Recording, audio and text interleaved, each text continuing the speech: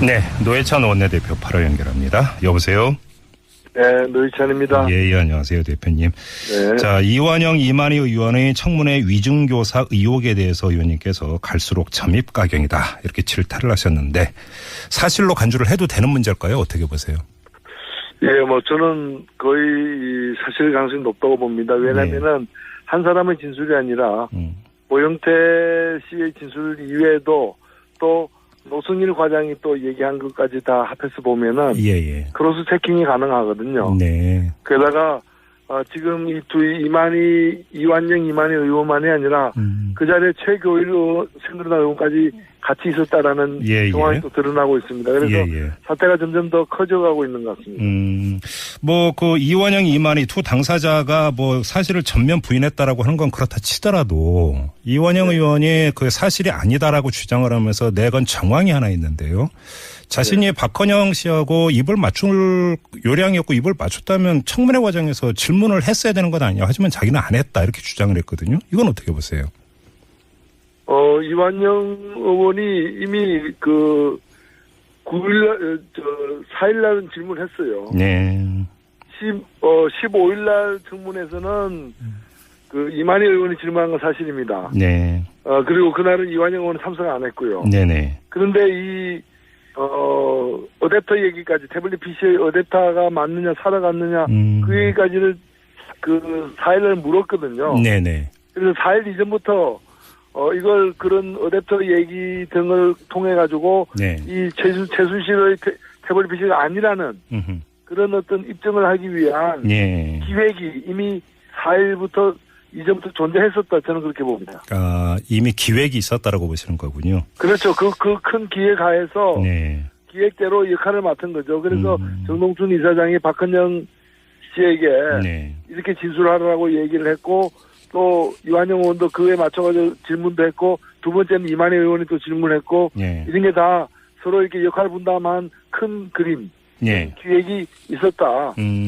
그리고 그 기획은 특검 조사와 국조위와 헌재까지도 겨냥하는 그런 박근혜 대통령의 기획이다, 저는 그렇게 생각합니다. 알겠습니다. 이완영 의원의 반박 하나만 더 전해드리면서 질문을 좀 드릴게요. 이완영 의원이 어떤 식으로 역공을 폈냐면 민주당의 피의원도 여의도에 있는 모 한정식 집에서 고영태 씨와 12월 초 그리고 12월 12일 두 차례 장시간 만난 일이 있다, 이렇게 역공을 폈거든요. 이건 어떻게 받아들일까요?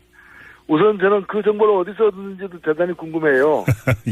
그런 정보는 국정원이나 경찰에 나서나 알 수 있는 정보인데 이미 이제 야당 의원이 피모 의원이 사찰당했다는 걸 간접적으로 알려주는 정보고요. 두 번째는 뭔가면은 사실 제보자를 갖다가 만날 수 있듯이 정인을 만날 수도 있습니다. 만나는 것 자체는 굉장히 조심스럽죠, 정인의 경우에.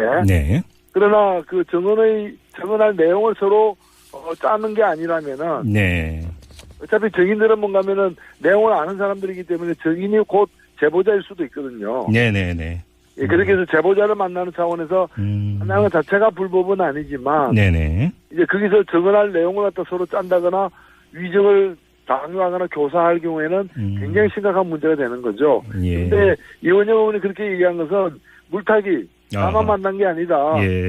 자기가 지금 방어하는데 한계가 있으니까 다른 사례를 들어가지고 물타기를 시도하는 게 아닌가, 이렇게 보여집니다. 만남의 성격 자체가 다르다는 이런 말씀이시고요. 자, 오늘 4시 반에, 오후 4시 반에 국조특위가 열려서 바로 이 문제, 위증교사 의혹에 대해서 확인을 하려고 했었지만 민주당, 그다음에 정의당 이 특위위원들도 불참했죠. 왜 불참했습니까? 이게 일방적으로 소집되었기 때문에. 물론 이제 소집될 필요는 있다고 보여지는데 이것을 여야 간사들 간의 협의를 통해서 관례대로 하지 않고 일방적으로 위원장이 소집해 버렸기 때문에 그에 대한 항의가 제기된 걸로 알고 있습니다. 그러면 나중에라도 이게 여야 합의를 통해서 소집이 될 가능성도 있다고 봐야 되는 겁니까? 지금 무엇보다도 심각한 문제는 위증교사 혐의가 있는 이 의원들은 정인석에 앉아야 될 사람들입니다. 그렇기 때문에 이분들이 국조특위의 위원으로 계속 활동해서는 안 된다고 보고 새누리당의 얘기에 대해서 책임 있는 조치를 취해야 하는 게 우선이고요. 그다음에는 국조위에서 이제 22일 날 대질신문 3자 혹은 4자간 대질신문이 필요하다고 보고 네. 그때도 질문하는 위치가 아니라 청문위원회 자격이 아니라 정인석에 앉아야 될 지금 상황이죠. 네. 지금 여기서 필요하다면 사법조치까지 돼야 되는 거죠. 지금 불거진 위증교사 의혹이 만약에 사실이라고 전제를 한다면 또 하나 이제 해야 되는 문제가 이 위증교사가 그러면 두 의원 간의 수평적이고 자발적인 모의냐 아니면 그 누군가의 오더에 따른 것이냐 사실 이 문제도 있는 것 아닙니까?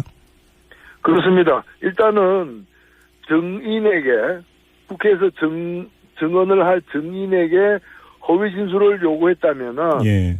그 자체가 이제 위증 교사가 되는 거거든요. 예예. 근데 그게 또 다른 어떤 지시를 한 또 다른 배우가 있다면은 그 배우도 공동 공범으로서 네네. 위증 교사죄를 함께 적용해야 될 것입니다. 그런데 그러면 이제 이 문제는 앞으로 어떻게 처리를 해야 된다고 보세요?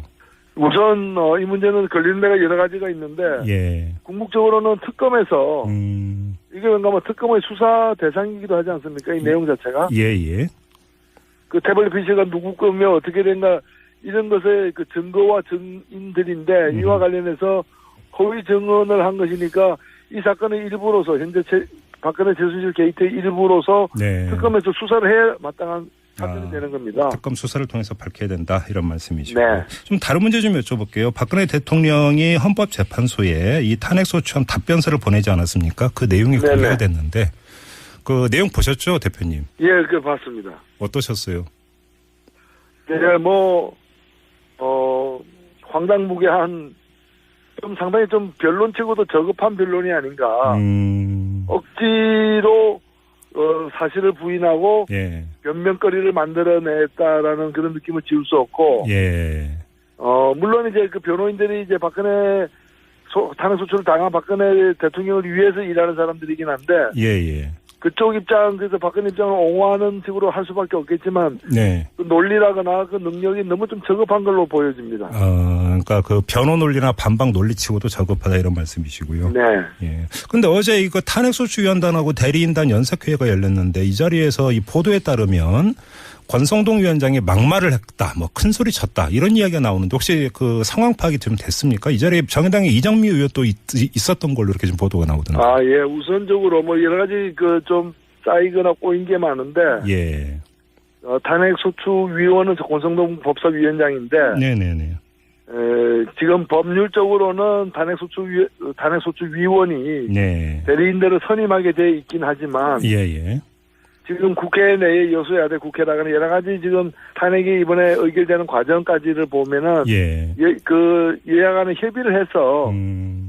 특히 이제 탄핵 찬성한 제 정당들끼리 협의를 해서 대리인도 선정해야 되는데. 예. 너무 일방적으로 의사를 묻지 않고 자신의 어떤 독점적 권한인 양 행사를 했어요. 아, 예. 여기에 대한 문제 제기가 하나가 있고요. 네. 또 하나는 바로 이제는 공개됐습니다만은, 이 박근혜 측 대리인들의 어떤 탄핵소추 이제 그 답변서, 소추안에 대한 답변서를 공개하는 문제를 두고 심각하게 이렇게 개강되었던 것 같아요. 그러면 이렇게 되면 이게 산에. 그러나 결과적으로는 권성동 위원장이. 네. 이거는 마땅히 공개되고 앞으로도 이제 이와 같은 식의 서류들은 다 공개한다는 야당 주장을 결과적으로 받아들인 겁니다. 예, 결과적으로 받아들인 건데 앞으로 이제 갈 길이 먼데 이게 탄핵소추위원 간에 뭐 이렇게 자본 이런 것들이 계속 나오면 좀 그 문제 아니겠습니까? 아, 그렇죠. 네. 그래서 이런 자중질환이 있어서는 안 된다는 좀 준엄한 경고를. 예. 우리 국민들과 또 그 각 당들이 보내야 될 것 같습니다. 알겠습니다. 마지막으로 하나만 그 질문 드리고 마무리할게요. 사실은 좀 국면을 보면 이제 그 탄핵소추 가결까지 한 과정이 있었고 탄핵소추 가결 이후에 이제 그 청문회 전국이 이제 그 쭉 그러니까 지속이 됐었고요. 근데 목요일이면 이제 청문회는 마지막 아니겠습니까? 네. 자, 이제 문제는 그러면 이제 의정의 힘을 어디에 쏟을 것이냐 이후 청문회 전국 이후에 이게 이제 사실은 그 주된 관심사인데 원내대표로서 어디에 힘을 좀 실어야 된다고 보세요? 예, 두 축이라고 보는데요. 한 네. 축은. 예. 청문회는 끝났지만. 네. 특검은 이제 시작이 됩니다. 그렇죠. 예. 그리고 특검이 6월 말까지가 있고요. 또 이 기간이 헌재를 압박하는 또는 헌재에서 다루는 이 사안에 대한 주요한 증거들이 도출되는 과정이거든요. 예. 그래서 헌재에서 빠른 시일 내에 제대로 탄핵이 될 수 있도록. 네. 특검 수사 과정에서 이제 중간 보고로 나오는 여러 가지 새로 밝혀진 사안들을 갖다가 좀 우리 국민들과 공감대를 가지면서. 네. 문제 제기를 제대로 하는 노력이 한편으로 필요하고요. 예. 그런 점에서 광장에서 촛불과 계속 연대해야 되고 네. 두 번째로는 박근혜 탄핵 이외에도 그동안에 여러 가지 적폐로 이제 제기되는 많은 문제들이 있지 않습니까? 그렇죠. 예, 예. 대표적으로 이제 정경유착 근절의 문제라거나, 예. 그다음에 검찰 개혁의 문제라거나 이런 재반 문제들을 법을 고쳐야 될 것, 정책을 전환해야 될 것, 그다음에 뭐 헌법에 담아야 될 것 이런 것들을 다 분류해서 네네. 빠짐없이 그 좀 시민사회와의 소통 또 국민 여론의 수렴 속에서 네네. 이러한 과제들이 좀 실행 가능한 상태로 발전할 수 있도록 그러니까요. 예. 추진하는 노력을 이것도 대단히 역사적 기회이기 때문에 그걸 추진하는 그 두 방면의 노력이 함께 진행돼야 된다고 봅니다. 알겠습니다. 그 이후 이제 후속 교육도 한번 좀 지켜보도록 하고요. 오늘 인터뷰는 이렇게 마무리하죠. 고맙습니다, 대표님. 네, 감사합니다. 네, 지금까지 정의당의 노회찬 원내대표였고요.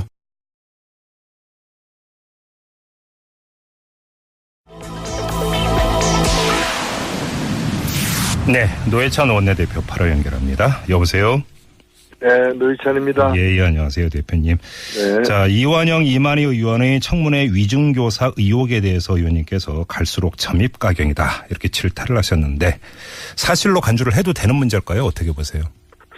예, 뭐 저는 거의 사실 가능성이 높다고 봅니다. 왜냐하면은 이 최순실의 태블릿 PC가 아니라는 그런 어떤 입증을 하기 위한 기획이 이미 4일부터 이전부터 존재했었다. 저는 그렇게 봅니다. 아, 이미 기획이 있었다라고 보시는 거군요. 그렇죠. 그 큰 기획 하에서 기획대로 역할을 맡은 거죠. 그래서 정동춘 이사장이 박헌영 씨에게 이렇게 진술하라고 얘기를 했고 또 이완영 의원도 그러면 진술이 아니라 오영태 씨의 진술 이외에도 또 노승일 과장이 또 얘기한 것까지 다 합해서 보면은 크로스 체킹이 가능하거든요.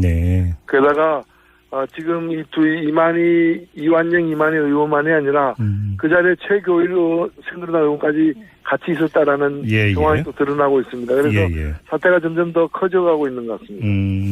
뭐 그 이완영 이만희 질문했어요. 15일 날 청문회에서는 그 이만희 의원이 질문한 건 사실입니다. 그리고 그날은 이완영 의원은 참석 안 했고요. 그런데 어댑터 얘기까지 태블릿 PC의 어댑터가 맞느냐 살아갔느냐 그 얘기까지를 그 4일날 물었거든요. 그래서 4일 이전부터 이걸 그런 어댑터 얘기 등을 통해 가지고 아니 두 당사자가 뭐 사실을 전면 부인했다라고 하는 건 그렇다 치더라도 이완영 의원이 그 사실이 아니다라고 주장을 하면서 내건 정황이 하나 있는데요. 자신이 박헌영 씨하고 입을 맞출 요량이었고 입을 맞췄다면 청문회 과정에서 질문을 했어야 되는 건 아니냐. 하지만 자기는 안 했다 이렇게 주장을 했거든요. 이건 어떻게 보세요? 이완영 의원이 이미 그 4일날